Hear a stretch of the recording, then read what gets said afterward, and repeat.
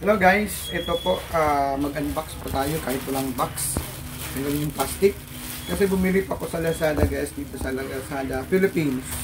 Ano to guys, yung ano ba, pambalot sa laptop, ang tawag yun, soft case ng laptop. Ayan po, 4 pong binili ko kasi tig-isa po kaming laptop. 2 sa anak ko, saka yung misis ko din, so 4 lahat. So yan po guys, yan buksan natin guys. Nabili ko pa po pala ito ng yung 13 inches na laptop na case ay siya, parang 58 pesos. Tapos yung isa naman, yung 14 inches na na size ng soft pouch ng laptop, soft case siya, 62 pesos.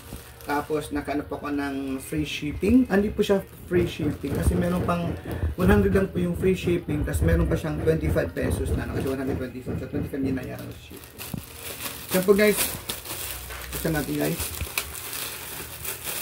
Tingnan natin kung maganda ba yung kuha nila. Yung binibenta nila. Ayan guys, so okay naman siya guys siguro yung parang sa picture lang. 14. Ano to? Maliit siya. Maliit yung isa. Ayan po guys. Ayan po. So 4 po siya guys. Tatlong 14 saka isang 15. Kasi yung sa misis ko po ay maliit po yung laptop niya. Maliit. So sa mga anak ko, ganoon din sa akin. 14 inches siya guys. So yan guys, maganda naman siya. Siguro buksan natin yung isa. Tingnan natin kung ang quality ba kaya-aya.